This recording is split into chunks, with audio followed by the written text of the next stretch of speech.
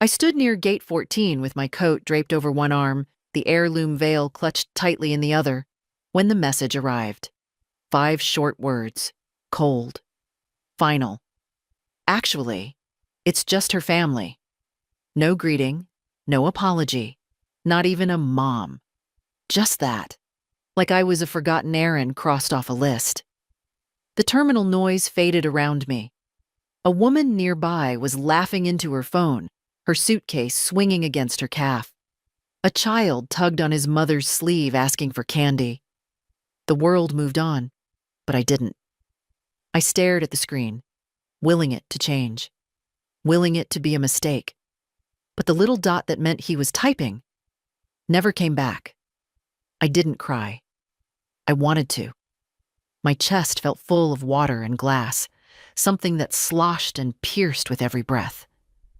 But I didn't cry.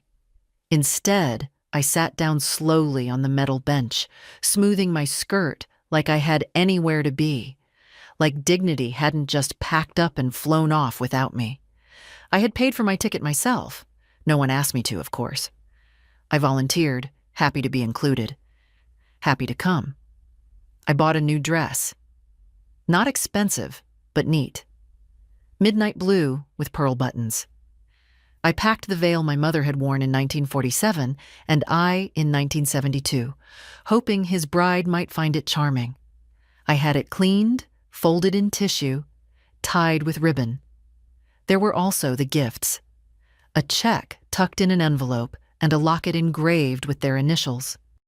Now all of it sat beside me in a floral suitcase with a worn handle, like some museum exhibit of wasted effort. He knew I was coming, knew I'd booked the flight, the hotel, knew I was bringing the veil. He just waited until I'd arrived, until I'd landed, until I was standing in the place I came for him. And then he erased me with a text. I opened the message again, reread it as if tone might be hiding somewhere in the white space between the letters. It wasn't. It was what it was. I zipped up my coat and rose, holding myself straighter than I felt. Maybe someone was watching. Maybe the universe was. And I was not about to let it see me crumble. The taxi line was short. The driver, a young man with tattoos curling out from under his sleeves, barely looked up when I gave him the name of a hotel I'd picked because it looked clean and quiet. He asked if I was in town for the wedding. I smiled tightly. Not anymore, I said. The ride was silent after that. The city rolled by with its palm trees and perfect skies, nothing like Minnesota. Too bright for a day like this. Too beautiful to fit the hollow I felt inside. At the hotel, I checked in, tipped the bellboy, though I usually never did, and stood in the room for a long time, not moving. The window looked out over a parking lot and a strip mall with a pharmacy and a frozen yogurt shop. Not the view I'd imagined when I'd booked it. I unpacked the veil first, laying it gently on the bed like someone fragile and asleep. Then the locket. Then the card.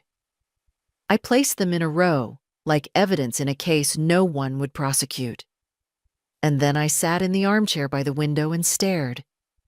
He wasn't always like this. That's the thing.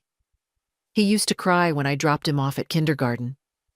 He used to make me drawings of houses with me inside and hearts over the roof.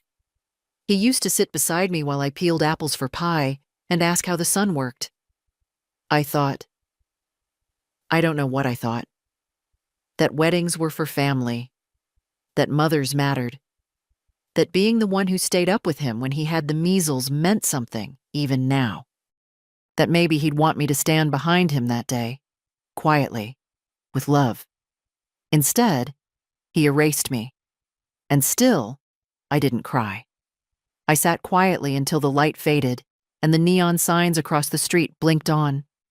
Then I stood, walked to the desk, took out the notepad and pen beside the phone, and began to write a list. It had 2 items on it. Cancel the transfer to James, his name. Call Margaret. Margaret is my lawyer. I hadn't spoken to her in months, But suddenly, I knew exactly what I needed to say. Because if I no longer had a place at his table, I'd stop funding the feast. I folded the veil back into its box, one last time. Then I placed the locket inside and sealed the envelope. Not with tears, but with resolve. The hotel room smelled faintly of lemon disinfectant and something older, old carpets maybe, or tired air. I stood at the little window with my hand on the curtain cord, watching the sky soften from gold to gray. My suitcase sat unopened at the foot of the bed, not because I'd forgotten it, because I wasn't ready to admit I was here, alone, without a purpose. I had come for my son's wedding. I had brought the veil. I had brought the gift. I had packed everything carefully. Extra stockings, my pill organizer, even a nail file in a Ziploc so it wouldn't get flagged at security. That kind of planning doesn't disappear just because someone uninvites you by text. I finally opened the suitcase. I laid things out like I was still going somewhere. Shoes on the floor, dress on a hanger, toiletries in the bathroom. And then I reached for the small wooden box wrapped in a handkerchief, nested in the clothes. The veil. It had belonged to my mother, Ruth. Handmade lace, delicate as breath. She wore it at her wedding, and I wore it at mine. I'd had it cleaned and restored, paid more for the preservation service than I'd paid for my own wedding dress. I imagined handing it to my daughter-in-law on the morning of her wedding, telling her how it came from women who stayed, who worked, who loved stubbornly. I imagined her smile. Now I ran my fingers over the fine netting. Too fine for this world, I thought. Too fine for people who send 5-word messages to erase a mother. I put it back in the box. I didn't sleep that night. Not deeply. The bed was too hard, the sheets too white. I lay on my side watching shadows shift on the ceiling, the television silent in the corner. I kept waiting for another message. Some addendum, some explanation. But my phone stayed quiet on the bedside table, screen dark. By morning, I had decided. I called the front desk and asked for the number to a local law office. The man on the phone gave me 3, his voice chipper in that way hotel clerks are trained to be. I thanked him and chose the second number on the list, just because it sounded like the kind of firm that didn't hang up on old women. They could see me that afternoon. I confirmed the time, dressed with care, and packed the veil back into the box one final time. I left it on the desk with a note. Do not disturb. I'll be back. But I didn't take the gift envelope with me. That one went into my purse. I wasn't done deciding what to do with that. The law office was in a beige building next to a dry cleaner. It didn't look like much, but the woman who met me in the waiting room had silver hair and the kind of direct gaze I trusted. Ms. Whitney, she said. I'm Anne. I need to update my will, I said, without preamble, and establish a trust. Anne nodded, not asking why. She took me to her office and poured me a glass of water. I liked her already. I want to remove my son, James Whitney, as beneficiary, I said. Entirely. And I want everything to go to my granddaughter. She raised an eyebrow slightly. May I ask why? Because she's the only one who's never lied to me, I said. And because I won't leave my life's work to a man who deletes his mother like a spam email. Anne didn't react with surprise or sympathy, just made notes. Does your granddaughter have a legal guardian? She's 18, college freshman, brilliant. Then it's simple, she said. We'll draft a will and a living trust. Do you have any specific terms? Yes, I said. She can't touch a penny until she turns 25, unless it's for education, healthcare, or buying her first home. Very reasonable. She's kind, smart, but she's young. I want to give her help, not ruin her. Anne looked up at me and smiled. You're not ruining anyone, Ms. Whitney. You're restoring balance." It took 2 hours. When I left, I had a folder with copies and a business card. I didn't feel triumphant. I didn't feel anything. Just calm. Like I'd finally stopped waiting for someone else to do the right thing. Back at the hotel, the sun was beginning to set again. Another perfect California sky. I sat in the same chair by the window, but something was different. The veil was still on the desk. I didn't move it. Instead, I picked up my phone and texted my granddaughter, Clara. "Sweetheart, are you free for lunch tomorrow?" She answered within 2 minutes. "Of course I am, Grandma. Where should I meet you?" And just like that, I wasn't uninvited from everything. Just from one wedding. Clara had her father's eyes. That was always the first thing people noticed. Wide-set, dark, thoughtful. But where his had grown guarded with age, hers were open, searching. The kind of eyes that waited for answers instead of shutting down the questions. She met me at a little cafe 3 blocks from the hotel, wearing jeans and a white blouse, her hair pulled back in a braid like she had when she was 10. She hugged me the moment she saw me. "You look beautiful," she said. I nearly said, "Don't lie," but stopped myself. Let her say it. Let her mean it. I'd spent too many years brushing off kindness as if it had an expiration date. We ordered sandwiches and iced tea, and then she leaned forward and asked quietly, "Grandma, what happened?" I took a long sip of tea. "Your father decided I wasn't invited, that's all." Her brows knit. "But he said you weren't feeling well, that you might not fly." I smiled sadly. "Did he? That's generous of him." She looked down, fiddling with her straw wrapper. "He didn't say much, actually. Just that the wedding was small, that it would be mostly her family." "Well, that part's true," I said. "It was all her family. By design." She looked up, face tight, with something between worry and shame. "He shouldn't have done that." "No," I said softly. "He shouldn't have." I didn't tell her how it felt in the airport, how my knees went a little weak reading that text. I didn't describe the silence in the room, the weight of the heirloom veil still folded in its box. Some things weren't meant for grandchildren to carry. "Can I ask you something?" Clara said. "What happened between you two? You and Dad?" I leaned back, the question sinking deep. What happened? As if it were one thing, a single moment, a clean fracture. But it wasn't. It was 1,000 small things, over years, like standing in the ocean and slowly realizing the tide is pulling you out.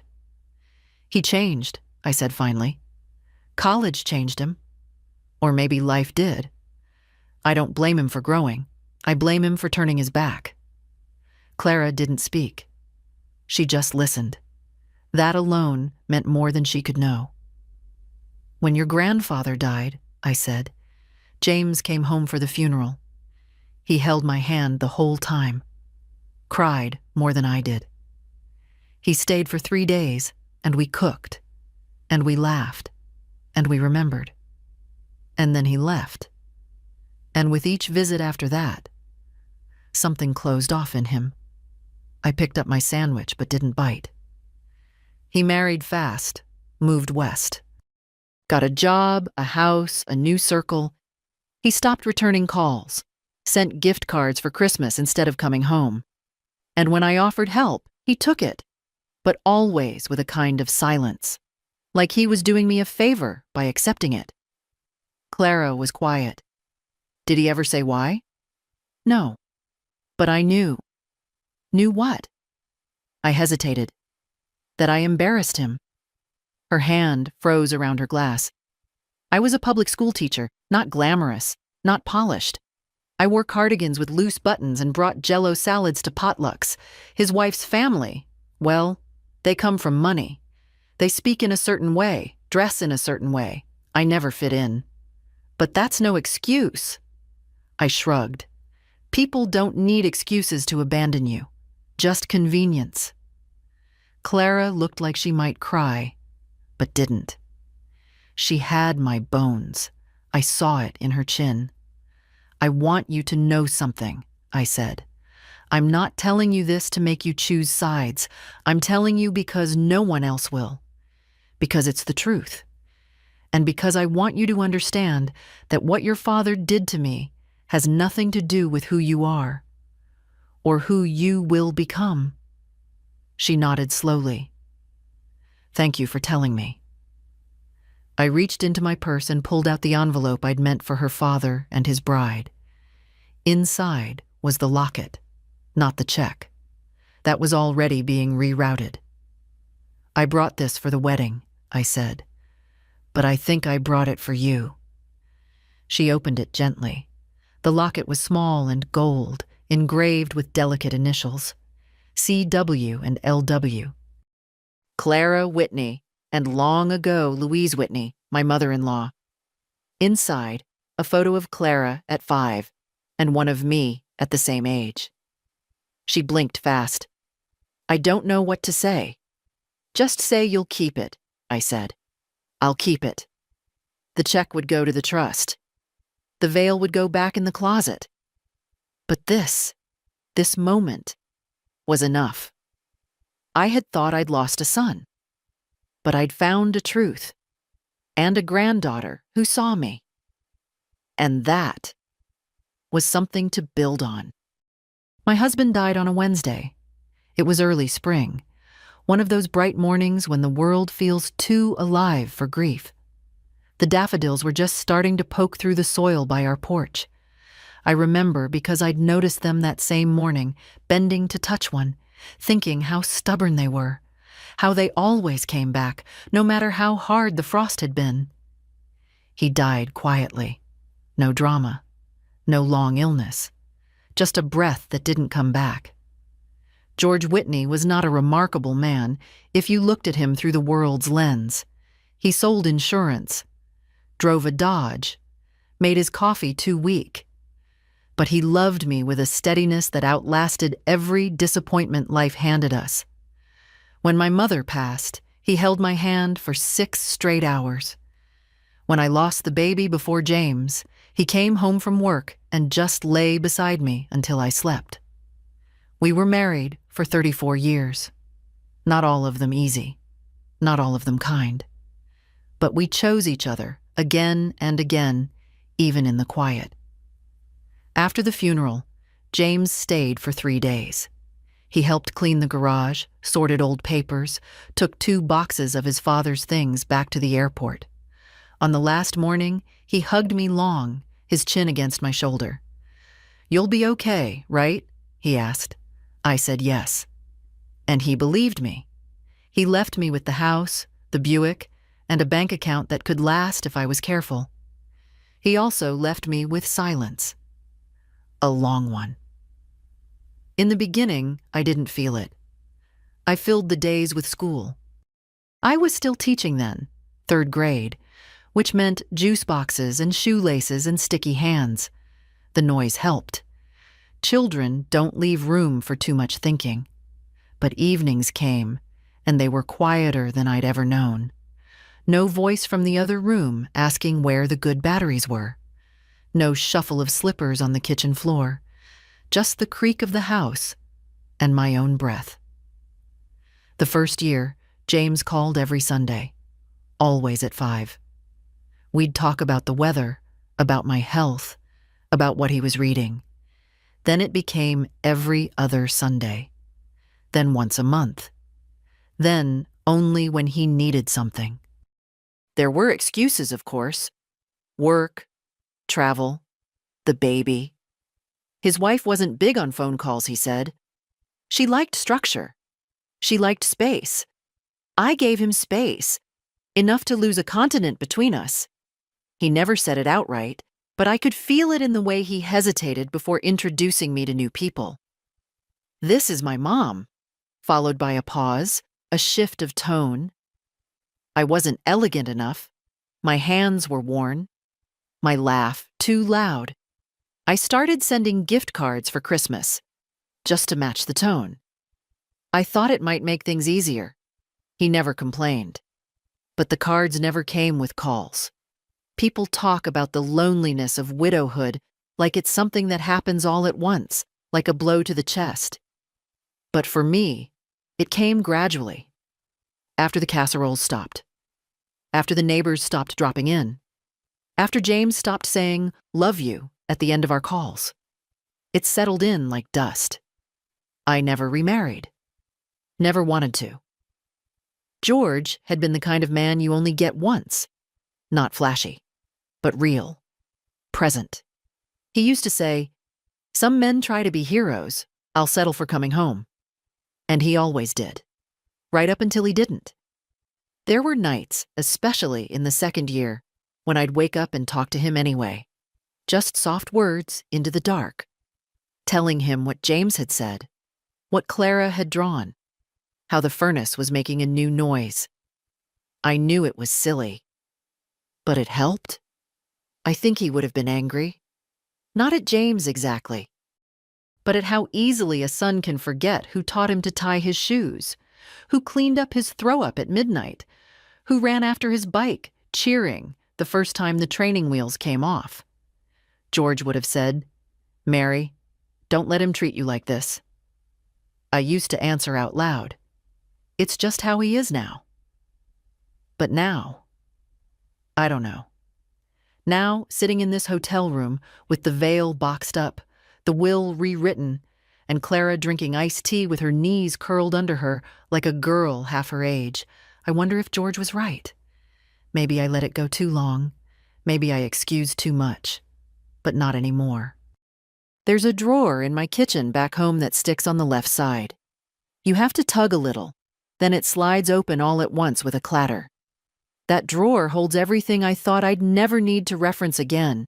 Receipts, bank letters, photocopies, old warranties, and a folder labeled James. I started it when he got married. At first, it was just for organization. I didn't want to forget what I'd given or promised in case he ever asked. But over time, it became something else. A record, maybe. A quiet ledger of what it cost to stay in someone's life when love wasn't enough. The first paper is from 2003, a $12,000 check. Down payment for their first apartment. He said it would be temporary, just until they got on their feet. They moved out a year later, into a condo his in-laws helped finance. No one mentioned my part. Next is a credit card payoff. $6,800. He'd lost his job. Said the bills were piling up. I remember sitting at my kitchen table, reading his email twice before calling the bank. I told him not to worry. Mothers don't let their children sink, not if they can help it. Then came the baby. Clara, my shining light. When she was born, I offered a college savings account. He said it was too early, that they'd set something up on their own. They never did. Instead, the folder holds receipts for diapers, a stroller, a hospital bill that somehow didn't get covered. I sent money for each without asking questions. In 2011, a torn knee ligament. He didn't have enough PTO, he said, and the insurance deductible was high. $2,300. I wired it the same day. In 2015, their car broke down. Not the fancy one his wife drove. The older one for errands. I covered the repairs. One done $120. A year later, the roof leaked. He called in the middle of the night. His voice rushed, low, like he didn't want someone else hearing. "Mom, I hate to ask, but..." He didn't hate it. I wired $8,000 that morning. In total, the folder holds records of $57,000 over 20 years. Not counting gifts. Not counting flights to visit. Not counting the groceries I stocked in their kitchen when they were tight that month. Not counting the coat I bought Clara every winter until she was 17. Not counting the new laptop I mailed when he said hers broke and they couldn't swing it right now. It's not about the money. It never was. If he'd said thank you, If he'd looked me in the eye and called me just to talk, it would have balanced. But somewhere along the way, it stopped being help and became expected. A quiet tax on motherhood. I didn't notice the shift at first. The first 5 years, every dollar felt like a hug from afar. But eventually, the calls came only when something was needed. And the warmth dried up. The gifts went unmentioned. The deposits unacknowledged. Last year, on his birthday, I mailed him a check. Just a gesture.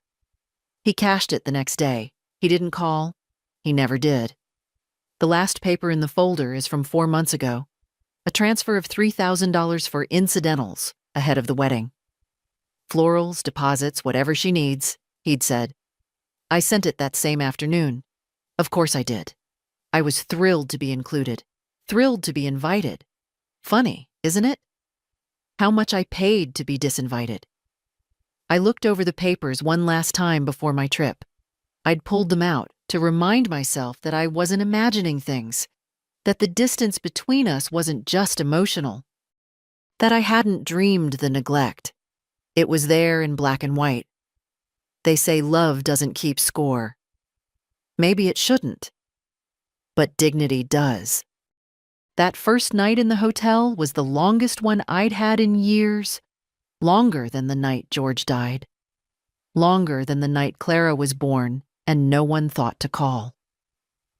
The air conditioner buzzed quietly, and the glow of the television cast shadows on the wall, even though I hadn't turned it on.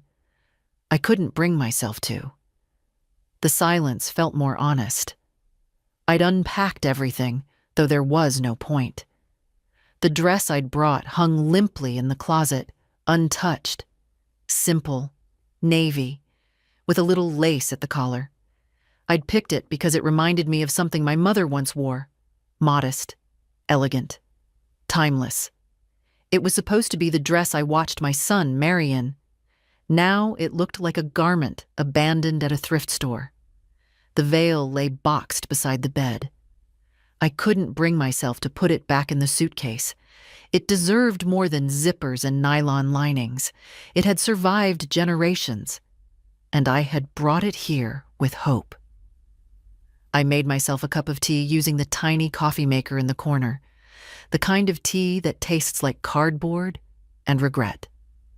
I sat by the window, the cup warm in my hands, watching the cars move in and out of the parking lot below.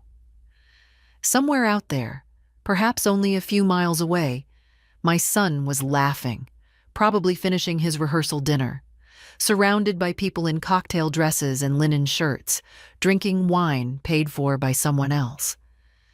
I wondered if he thought about me at all, if he felt the absence, or if he was relieved. That was the cruelest part, not the exclusion itself, but the possibility that it hadn't even hurt him to do it. I looked at my phone.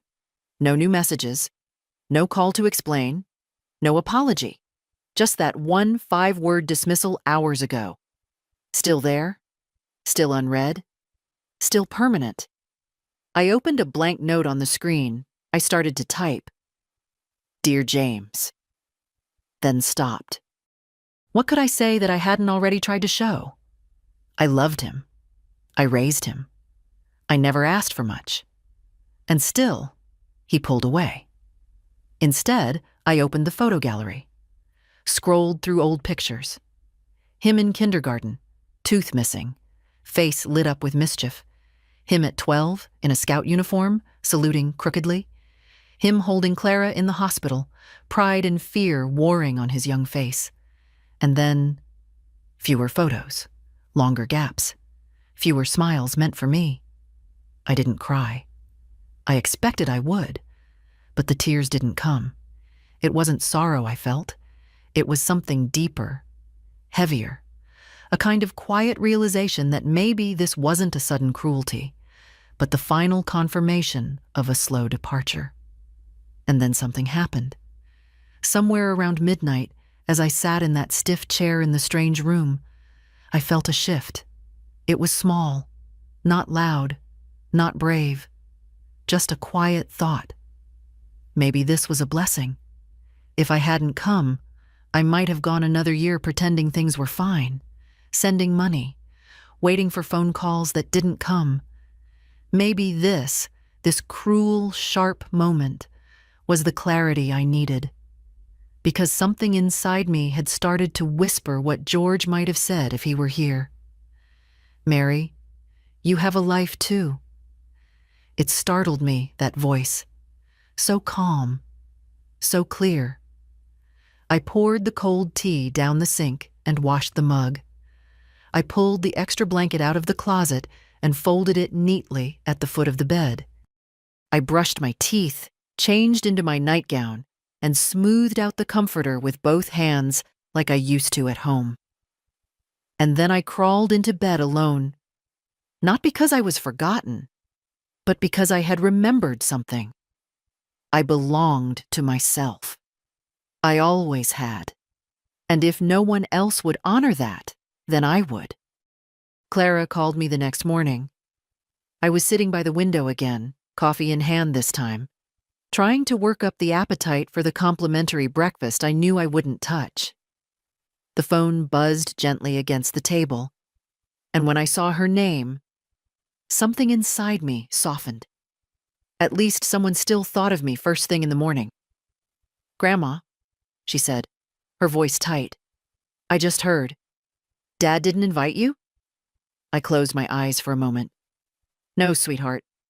He didn't." There was silence on the line, but not the kind that happens when someone doesn't know what to say. It was the kind that fills with disbelief, with anger. I knew that silence. I'd lived inside it for years. I don't understand," she said finally. "He told me it was just going to be a small ceremony, family only. I assumed you were flying in early. I thought you were part of that." "I was," I said gently. "In my mind, I was." "Why didn't you say anything yesterday at lunch?" she asked. "Why didn't you tell me?" I took a breath. Because I didn't want our time together to become about him. I wanted to see you. Just you. I could hear her shifting, pacing maybe. She was like that, even as a child. Always needed to move when something didn't sit right. He never even mentioned it. Not once. How could he? "Because it was easier for him to lie than to look me in the eye," I said. "And because he didn't think anyone would ask questions." "Well, he was wrong," she snapped. "I'm asking. I'm going to ask him right now." "No, Clara." She stopped. I could feel it. "No?" she echoed. "This isn't yours to fix," I said. "It's not your battle. It's mine. And I've already decided how to handle it." She was quiet again, but not with that hollow silence. This time, it was listening. Understanding. "What are you going to do?" "I've already done it," I said. "The veil stays with me. The gift goes to someone who deserves it. And my money, Clara, my name, my legacy, it won't go where I'm not welcome." "You rewrote your will." "Yes." "And the trust?" Her voice was careful now, soft. "It's yours," I said. "Not because you asked, not because you're blood, but because you've never treated me like a burden." I could hear her breathing through the line. "Grandma," she whispered. "That's too much. I don't need—" "I know you don't," I said. "That's the point. You've never once made me feel like I owed you anything. That's why I trust you with it." She didn't speak for a long while, and when she did, her voice was steady, but thick. "I'll make you proud. You already do." A knock sounded at her end. Someone calling her, probably. Her father, I guessed. "I have to go," she said. "But can I see you again? After the wedding?" "I'd like that." "No," she said firmly. "I mean it. I want to stay close. I want to know you, really know you." And that, after everything, was the gift I hadn't dared to hope for. After we hung up, I sat still for a long time. The coffee had gone cold again. The world outside was waking up.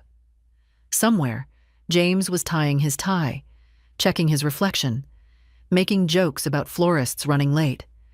And he had no idea that his daughter had just stepped quietly away from the narrative he'd written. No rebellion, no scene, just a quiet, clear step. And maybe that was enough. The call to the bank wasn't impulsive. It was deliberate, measured, like setting down a heavy box you've carried too far for too long. I waited until mid-afternoon when I knew the lines would be quieter. I'd checked the time difference. Minnesota was 2 hours ahead, and dialed the number printed on the back of my debit card. Not the mobile app, not the website. I wanted to speak to a person.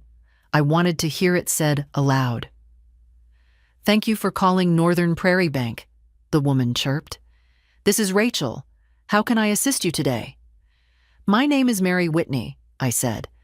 "I need to review and cancel all scheduled external transfers from my accounts, and I want to revoke a linked authorization." There was a short pause.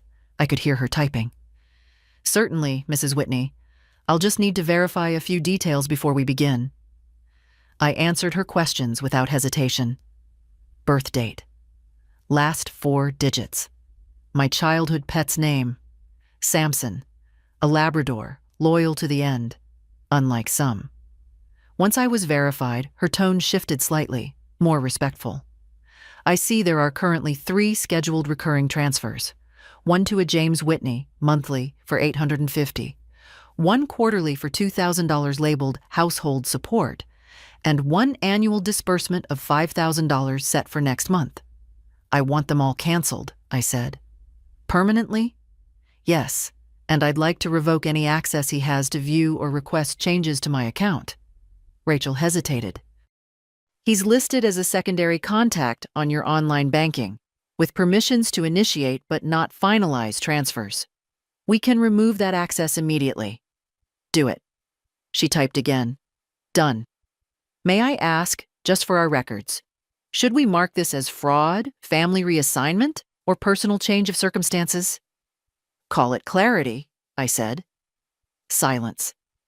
Then quietly, "Understood."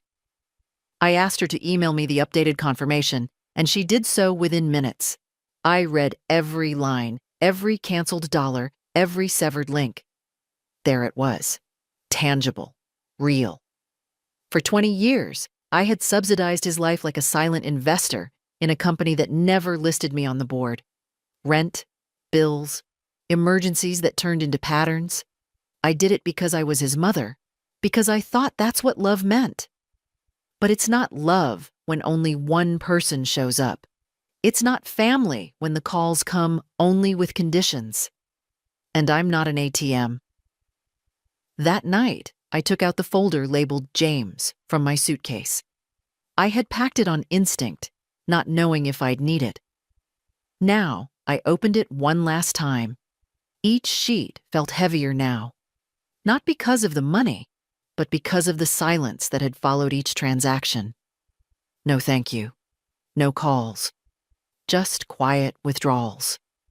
I stacked the papers neatly, placed them back in the folder, and slid it to the bottom of my suitcase. I would shred them when I got home. A new ritual. Not one of erasure, but of release. In the silence of the hotel room, I lay back on the bed, hands folded over my stomach. I didn't feel angry. I didn't feel bitter. I felt clean. The kind of clean that comes after you finally speak the truth out loud. Maybe James would call when he noticed. Maybe not. But for once, I wouldn't be waiting. The next morning, I walked.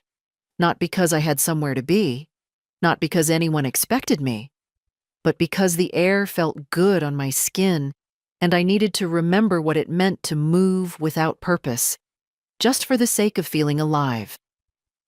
The hotel was near a small downtown square, the kind with benches and old trees that had survived half a dozen sidewalk renovations. I passed a bookstore with a wooden sign that creaked gently in the breeze. A woman my age was arranging paperbacks in the window, humming to herself. Across the street, a little boy tugged at his father's hand, pointing at something in the bakery window. The father bent down, nodded, laughed. They walked in together. I stood watching them longer than I meant to. Years ago, that had been me and James. A cold day in Minneapolis, a coffee shop on Hennepin Avenue. He was 4, wanted a cinnamon roll bigger than his face. I said no. He pouted. I caved. He licked the frosting first, and we both laughed when it stuck to his nose. I hadn't thought about that moment in years. The ache surprised me, not because it was painful, but because it wasn't. It was warm, a good memory, untainted. There were so many of them, scattered like pennies I'd forgotten I'd dropped. We'd had good years, before college, before pride, before the world started measuring people by polish and pocketbook.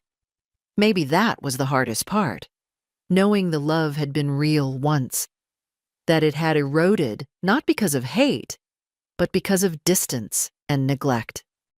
Like a house left unattended until the roof buckles and no one remembers how to fix it. I turned down a side street with blooming jacarandas. Their petals fell like violet confetti on the sidewalk. I picked one up, held it between my fingers. So fragile, so persistent. I passed a bridal shop. The mannequins wore gowns heavy with beading and illusion sleeves. In the center, a young woman in a pale green dress was adjusting the train of another, pinning the back. I watched through the glass. She wasn't my daughter-in-law, and that wasn't my veil. But for a moment, I let myself pretend. In another world, maybe I had helped her pick it. Maybe I'd sat in a chair in that same shop, clasping my hands in my lap, blinking back tears as she turned toward the mirror. Maybe she'd reached for me. Maybe she'd said, "Thank you for raising him." But we don't get to live in the maybes. We live in the day after. And in that day, I walked on. A bench under a tree called to me, and I sat down. Birds darted between branches overhead. A little girl ran by with a helium balloon, her grandfather trailing behind. He smiled at me, the kind of smile older people share with each other without needing names. A quiet, "I see you." I saw him too. The wind picked up a little, carrying the scent of bread from the bakery. My stomach growled, finally catching up to my freedom. I stood, dusted off my coat, and walked back toward town. I stopped in that bakery, bought a cinnamon roll. I told the woman behind the counter, "Make sure it's got too much frosting." She laughed. Back in the square, I sat again and ate slowly, tearing off pieces, watching the world pass by. No one knew me here. No one expected anything. And yet, for the first time in days, maybe years, I felt more seen than I had at any family gathering. Sometimes dignity doesn't come with grand statements or door-slamming ultimatums.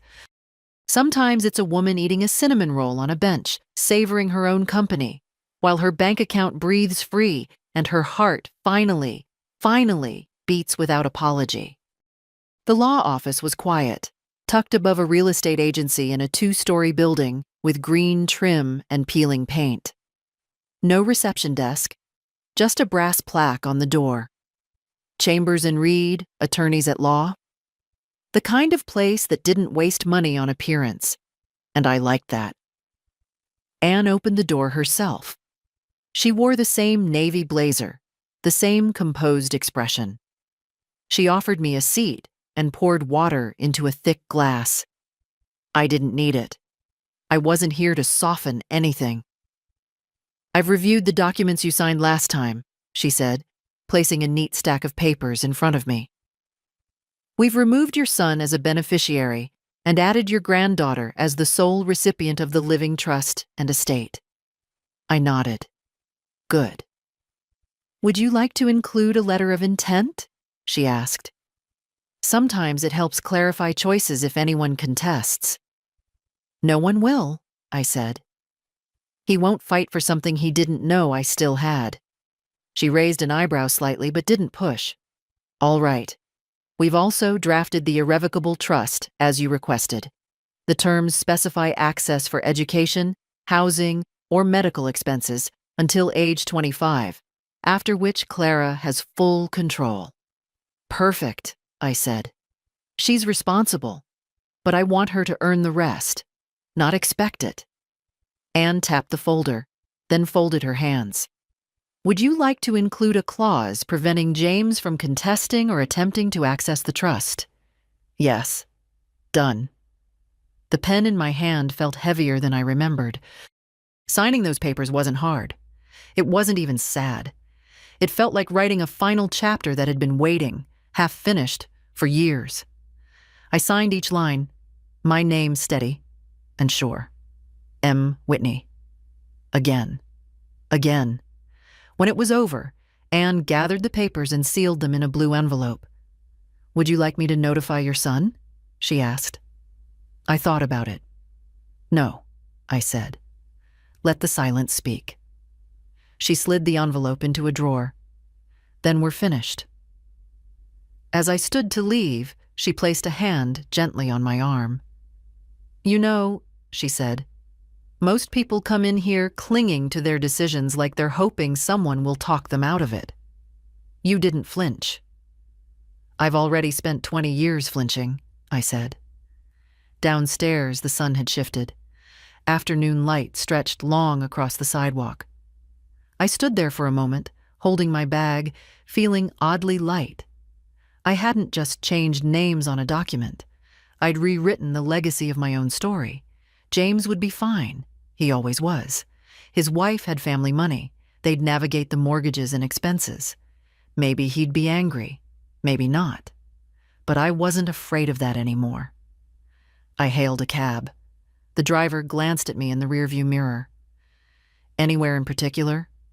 Back to the hotel, I said. I have a cinnamon roll waiting. He laughed. And for once I did too. I didn't want to write him anything. That was the truth. There was something satisfying about silence, letting absence do the work, letting unanswered questions hang in the air like smoke that never clears. But silence, I've learned, can also be cowardice. And I wasn't afraid of James, not anymore. So that night, after the sun dipped behind the low line of shops across the street, I sat at the little desk in my hotel room, pulled out the hotel stationery, cream-colored with a faint blue border, and uncapped a black pen. Not a text, not an email, ink on paper. I started with his name.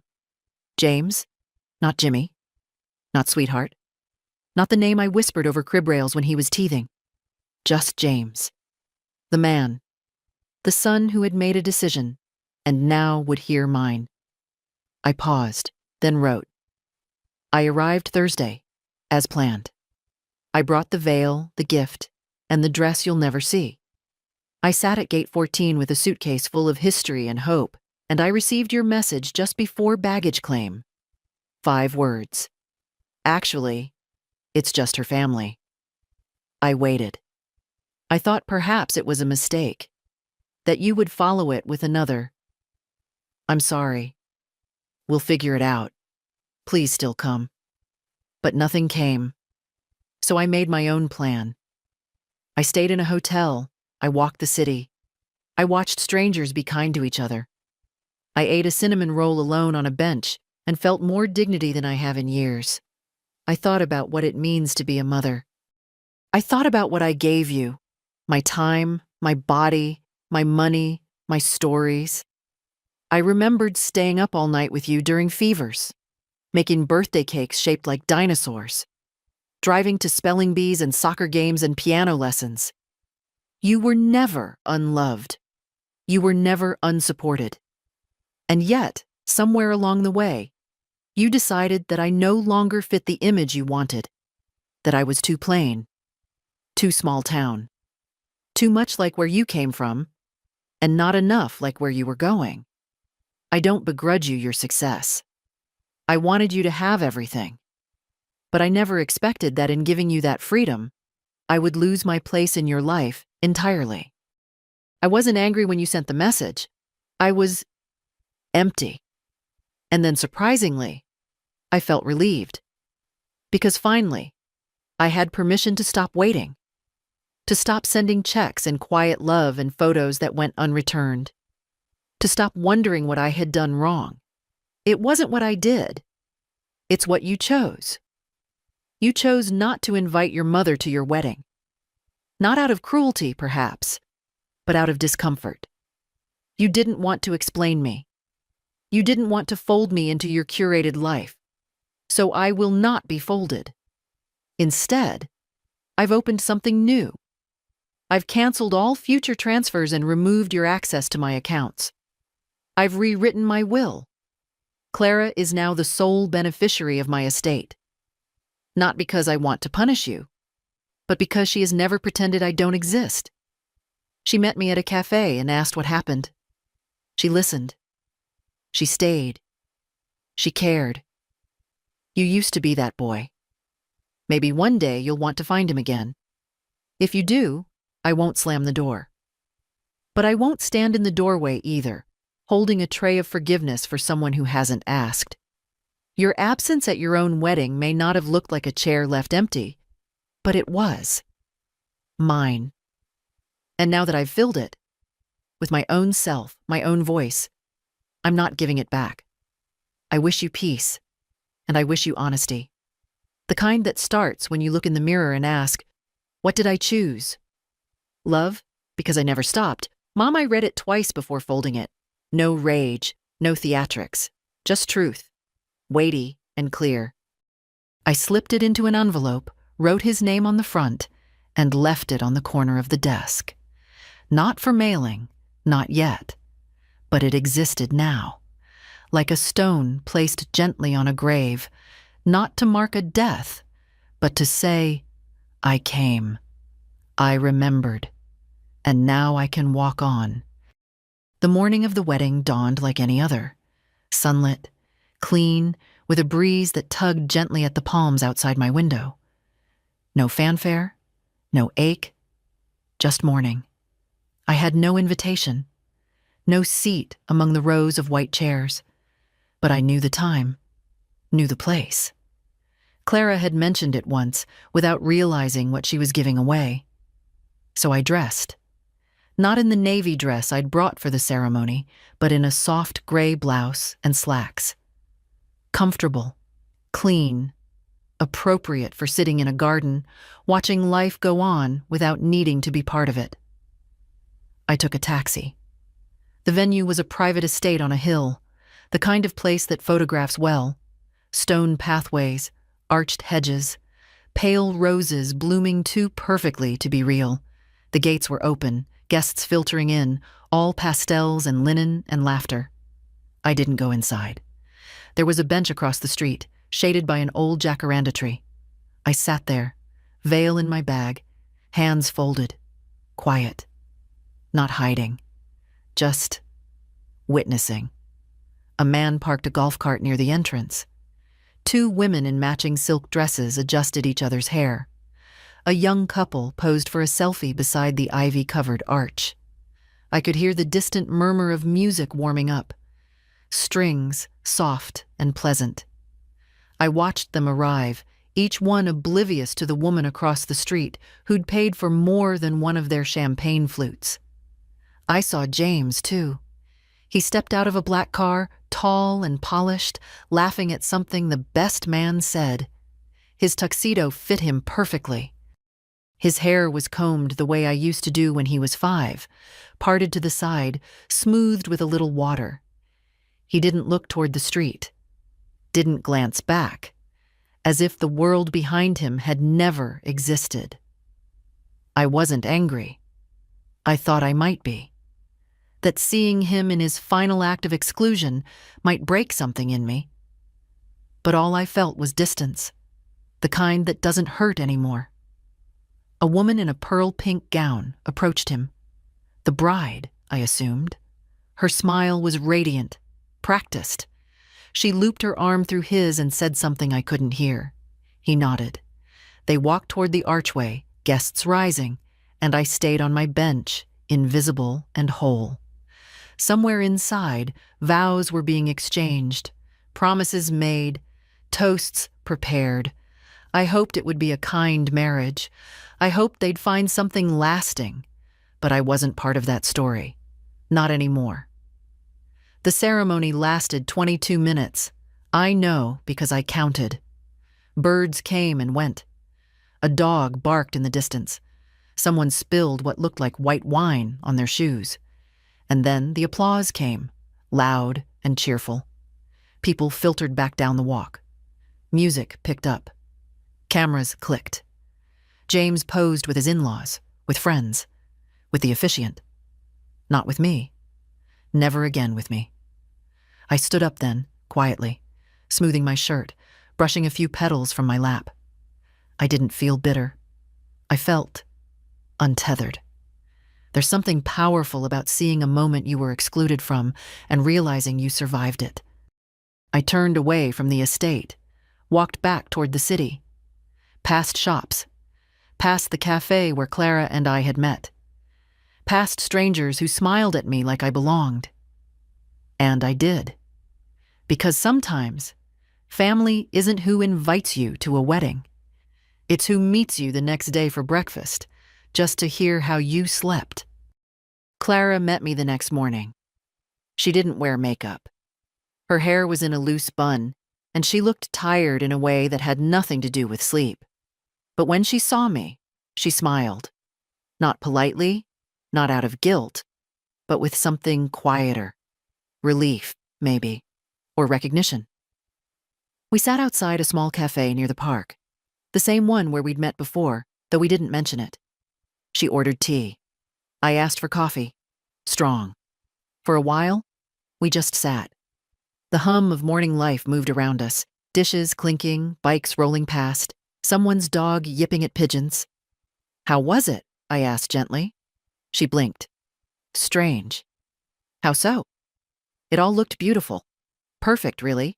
But it felt thin. I nodded, letting her find her words.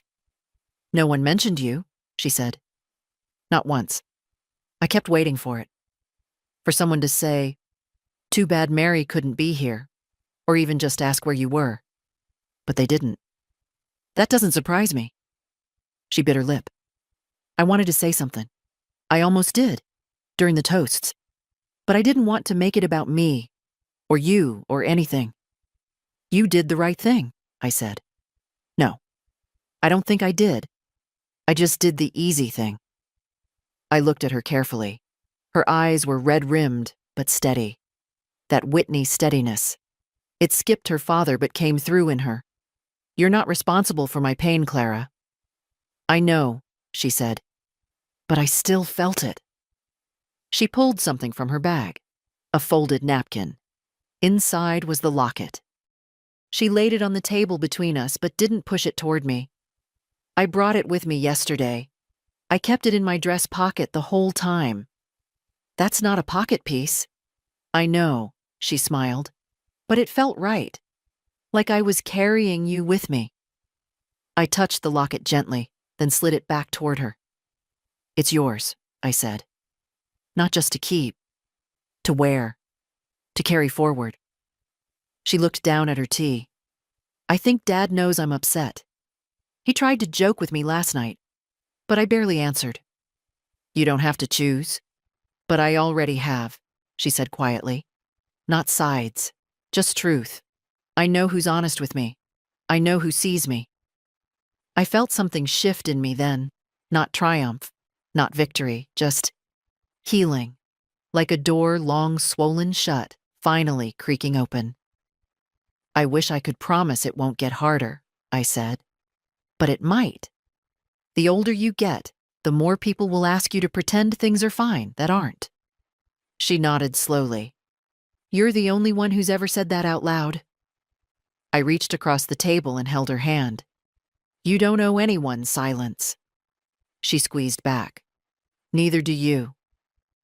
We sat like that until the sun got too warm on our shoulders, until the tea cooled, until the waitress came by and smiled, saying, You two look alike. And for the first time in years, I believed it was a compliment. because I wasn't just someone's forgotten mother. I was Clara's grandmother, and that was more than enough. I flew home on a Tuesday. Same airline, same suitcase, but everything felt different. The air in the terminal didn't press against my chest like it had days before.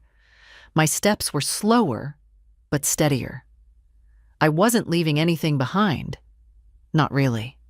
I was taking something with me, something I hadn't known I'd needed. The end of pretending.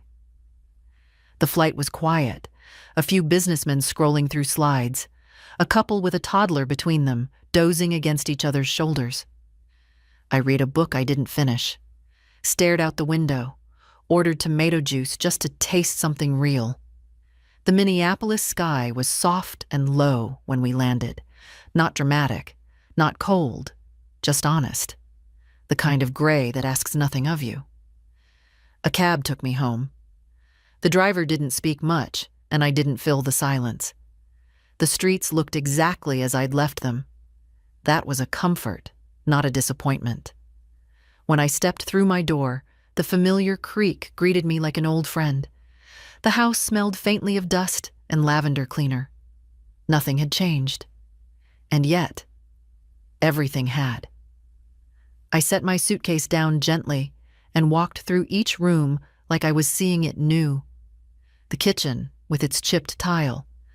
The living room, where George's chair still sat beneath the reading lamp.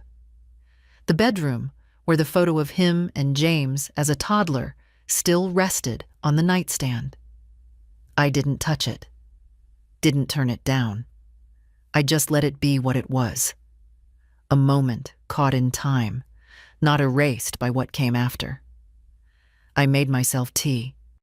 Not hotel tea. My tea.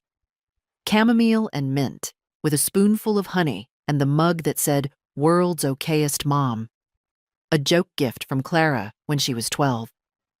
I sat in my chair by the window and watched the late afternoon light settle on the porch. The daffodils had opened fully now, yellow and defiant. I didn't cry. I thought maybe I would. That coming home would unlock the tears I hadn't allowed, but instead, I felt calm. Clean.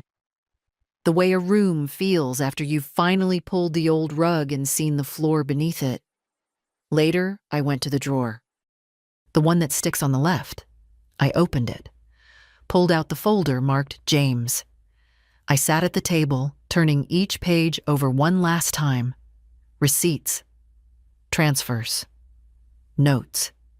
Each one a quiet record of a love that had expected nothing in return and received exactly that. I took the shredder from the hallway closet. I fed the pages in slowly, one by one, not with spite, with peace. This wasn't punishment. It was pruning. What doesn't grow gets cut back. When I finished, I emptied the bin into a paper bag and set it by the back door to go out with the trash. It felt light, considering how much of my life had just passed through those blades. Then I opened the small linen closet and reached for the box. The veil. I laid it out on the bed, careful as always. Ran my fingers over the lace. I didn't cry then, either. Instead, I smiled. The veil had been worn by strong women. Ruth, who raised 4 children through wartime. Me, who buried a husband and kept going. It didn't need another wedding to have value. It didn't need another girl to wear it to matter. It had already done its work. I folded it back into its cloth, tied it with the same ribbon, and placed it in the cedar chest. Maybe Clara would want it one day. Maybe not. I wouldn't ask. That choice would be hers, the way this week had finally been mine. Before bed, I opened my phone. A single message from James. "Hope you're doing okay? Ceremony went well." I stared at it a long while. Then I deleted it. Not unanswered, not angry. Just unnecessary. I climbed into bed. Same side. Same blanket folded at the foot. I turned off the light, let the quiet fill the room, and breathed. No one was going to rewrite the past. But I had rewritten my place in the present.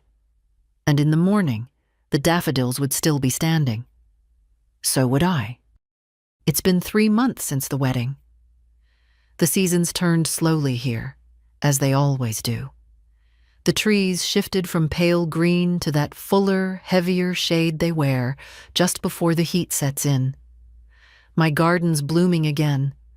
Lilacs this time, and some stubborn tulips I thought wouldn't return. I spend more time outside now, not to escape the house, not to busy my hands, just because the world feels gentler when I'm not trying to prove anything to anyone. I water the plants, watch the neighborhood kids ride their bikes too fast, bake small things no one asks for, and I rest. I rest in a way I hadn't realized I'd forgotten. Sometimes Clara calls. Sometimes she comes by. We don't talk about the wedding, not anymore. We talk about her courses, the book she's reading, a boy she's not sure about. She brings coffee sometimes, leaves wearing one of my old cardigans. Always says thank you. Always hugs me longer than needed. That's our rhythm now, not a replacement, a beginning. James hasn't called, not since that message I never answered, and I don't expect him to. I don't need closure anymore. That's the thing no one tells you. Sometimes the answer isn't reconciliation, it's release. Letting go without bitterness. Stepping out of someone's shadow and realizing the sun still finds you. I've been cleaning out drawers. Not because I'm preparing to leave, but because I finally want to live in a house that holds only what serves me. I gave away 4 coats, 2 vases, 3 boxes of Christmas lights I don't have the ladder to hang anymore. It feels good to unburden without mourning. I found an old photograph yesterday. Me and James at the lake. He was maybe 9. I had a bandana around my hair and sunglasses too big for my face. He's holding a fish, grinning wide, his hand in mine. I didn't cry. I just looked. He was a good boy once, and I was a good mother. That much, no wedding can erase. I put the photo in a drawer, not to forget, but to stop waiting for it to come back to life. Some memories are best left quiet, like dried flowers pressed in a book. You don't need to hold them every day. It's enough to know they're there. And if you've read this far, I'll tell you the truth. I'm not sad. Not in the way people expect. I grieved my son long before that text. What I feel now is lighter. Like I've stepped out of a room that was dim for years into the honest morning light. It doesn't mean I don't love him. It means I love myself more now than I used to. That's the gift I gave myself this year. Not revenge, not retribution. Dignity, ownership, silence. Chosen rather than endured. And if you, sitting wherever you are, reading this, have ever felt pushed aside, erased, or uninvited by the very people you built your life around, let me tell you something simple. You are still the author of your story. They don't get to write your ending just because they stopped reading halfway through. Stand up. Sit tall. Shred the old accounts. Wear the dress anyway. Eat the cinnamon roll. Speak the truth, even if it shakes. And if they didn't save you a seat, pull up your own chair or walk away entirely. But don't you dare believe you're disposable. You are not. You are the root they grew from. And you, my dear, are allowed to grow again on your own terms, in your own light. If this story moved you, share it. Tell someone who needs to hear it. Leave a comment. Say, I see you. Because I promise, someone is waiting for those words. And if you've ever sat alone at the airport with a suitcase full of love and nowhere to place it, know this. You're not the only one. And you are never, ever too late to begin again.